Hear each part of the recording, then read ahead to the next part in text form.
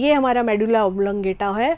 और दो जो है इसमें संवातन की जो श्वास की क्रिया जो है वो एक अनैच्छिक क्रिया है ना, जो तंत्रिका तंत्र द्वारा नियंत्रित होती है। और इसका नियंत्रण जो है ये देखिए मेडुला ऑब्लोंगेटा में श्वसन लय केंद्र में पाया जाता है। ठीक है, ये मेडुला ऑब्लोंगेटा है और इसके किस में पाया जाता है, श्वसन लय केंद्र में। ये आपसे प्रश्न पूछा जा सकता है। एवं जो पॉन्स हैं, ये है पॉन्स। ठीक है, इसमें श्वास प्रभावी केंद्र जो है वो पाया जाता है। मेडुला ऑब्लोंगेटा में क्या पाया जाता है, श्वसन लय केंद्र पाया जाता है। और पॉन्स में क्या पाया जाता है, पॉन्स में पाया जाता है आपका श्वास प्रभावी केंद्र पाया जाता है। ये देखिए, ये श्वसन केंद्र समूह कहलाते हैं। ये पूरा का पूरा क्या कहलाता है, श्वसन केंद्र समूह कहलाता है। इसमें ध्यान देने वाली बात ये है कि ये जो है आपका, ये आपका है केंद्रों के मध्य समन्वय। फिर ये आपका निश्वसन केंद्र होता है और ये आपका क्या होता है, अंतःश्वसन केंद्र। ये निश्वसन केंद्र है आपका और ये है आपका अंतःश्वसन केंद्र है। और ये आपका क्या है, न्यूमोटैक्सिक केंद्र है ना। ये 3 केंद्र होते हैं बेसिकली।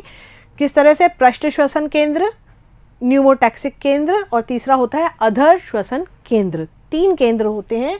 ये देखिए, इसका ये आपका मस्तिष्क है। मस्तिष्क का एक छोटा सा पार्ट है, पीछे जो मेडुला ऑब्लोंगेटा बनाता है उसका पार्ट दिखाया हुआ है यहाँ पे बड़ा करके।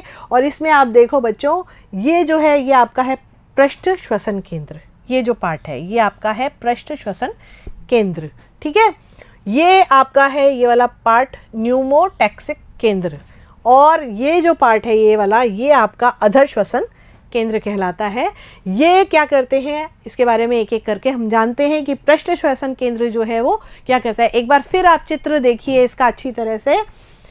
ये आपका पृष्ठ श्वसन केंद्र, सबसे पहले तो ये हमारा मस्तिष्क का एक कौन सा पार्ट है, मेडुला ऑब्लोंगेटा।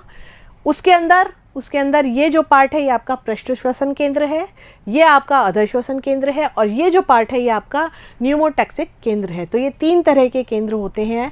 और पहली बात हम करते हैं पृष्ठ श्वसन केंद्र के बारे में। ये जो है मेडुला के पृष्ठभाग में, जिस तरह से नाम से आपको पता चल रहा है कि पृष्ठभाग में स्थित होता है। ठीक है, ये क्या करता है, केवल अंतःश्वसन को नियंत्रित करता है ना। कौन सा पार्ट, पृष्ठ श्वसन केंद्र किसको करता है नियंत्रित, अंतःश्वसन को नियंत्रित करता है। अंतःश्वसन को प्रेरित करने वाले जो इंटरकॉस्टल पेशियां हैं और डायाफ्राम की जो अरीय पेशियां हैं उनको लगभग 2 सेकंड के लिए, है ना, तंत्र की उद्दीपन द्वारा प्रेरित करता है। 2 सेकंड के लिए ये प्रेरित करता है, उसके बाद 3 सेकंड के लिए ये रुक जाता है और फिर जिसके कारण अंतःश्वसन का प्रेरण भी रुक जाता है। उसके बाद क्या होता है, उसके बाद केंद्र सामान्य विश्राम की अवस्था को नियंत्रित करता है। अब पेशियां शिथिल हो जाती हैं, प्रत्यास्थ प्रक्षेप के कारण निश्वसन हो जाता है, यानी अब सांस जो है बाहर की ओर आ जाती है। निश्वसन यानी सांस निकालना। ठीक है, इसके लिए उद्दीपन की आवश्यकता नहीं होती है और यह श्वसन लय कहलाता है। ये क्या कहलाता है, श्वसन लय, जो कि जीवन पर्यंत चलता रहता है। यह श्वसन लय अनेक उद्दीपनों जैसे कार्बन डाइऑक्साइड और H+ जो आयन होते हैं उनके द्वारा रूपांतरित होता है। अब जब CO2 का सांद्रण बढ़ जाता है तब कैरोटिड और एओरेटिक जो हैं उसमें क्या होता है, उनकी उपस्थिति में क्या होता है, रसोग्राही उद्दीप्त हो जाते हैं और फिर ये निश्वसन केंद्र को तंत्र की आवेश में प्रेक्षित करते हैं, जिससे अंतःश्वसन केंद्र को रोक देते हैं और कौन सी क्रिया हो जाती है, निश्वसन की क्रिया प्रेरित हो जाती है। जैसे ही निश्वसन के कारण हमारे फेफड़े सिकुड़ते हैं तो स्फीतग्राही का उद्दीपन समाप्त हो जाता है, जिससे निश्वसन रुक जाता है और पुनः क्या होता है, पुनः वही अंतःश्वसन की क्रिया जो है वो प्रारंभ हो जाती है। तो इस तरह से ये क्रिया निरंतर चलती रहती है ना। श्वसन की यह संपूर्ण क्रिया क्या कहलाती है, महत्वपूर्ण क्रिया हैरिंग ब्रूयर स्फीत प्रतिवर्त कहलाती है। हैरिंग ब्रूअर स्फीत प्रतिवर्त कहलाती है और यह श्वसन को नियंत्रित करती है। ठीक है, दूसरा आपका क्या है, न्यूमोटैक्सिक केंद्र। ठीक है, अब इसमें क्या होता है, ये पॉन्स में स्थित होता है, वो मेडुला में स्थित था, है ना, जो पृष्ठतल है और अधर तल भी वो मेडुला में है, लेकिन ये जो होता है न्यूमेटिक पॉन्स के न्यूमोटैक्सिक केंद्र जो है ये पॉन्स में स्थित होता है। यह अंतःश्वसन की अवधि को कम करता है।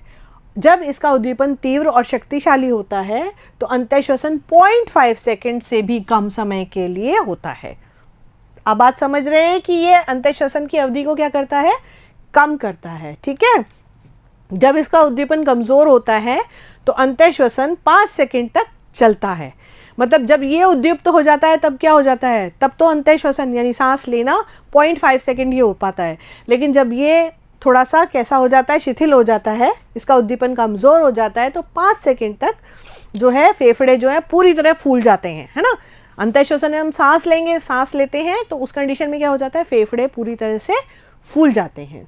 इस प्रकार न्यूमोटैक्सिक केंद्र जो होता है वो अंतःश्वसन की अवधि व फेफड़ों की भराव क्षमता को क्या करता है, नियंत्रित करता है ना, और श्वसन दर को भी ये नियंत्रित करता है।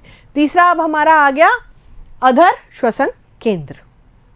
ये केंद्र मेडुला में होता है ना, और सामान्य जो शांत श्वसन के समय निष्क्रिय ये केंद्र व्यायाम आदि के समय। अब क्या होता है कि जब व्यायाम करते हैं या भागते दौड़ते हैं तो उस कंडीशन में आपको क्या होती है, ज़्यादा वायु की आवश्यकता होती है, तो उस समय फुफ्फुस संवातन की बढ़ी हुई आवश्यकताओं का ये नियंत्रण करता है, अंतःश्वसन एवं निःश्वसन क्रियाओं को प्रभावित करके ये करता है। तो इस तरह से आपने देखा कि मेडुला में क्या होता है, मेडुला में होते हैं आपका पृष्ठ श्वसन केंद्र और अधर श्वसन केंद्र, है ना, और पॉन्स में आपका क्या होता है, न्यूमोस्टैटिक केंद्र।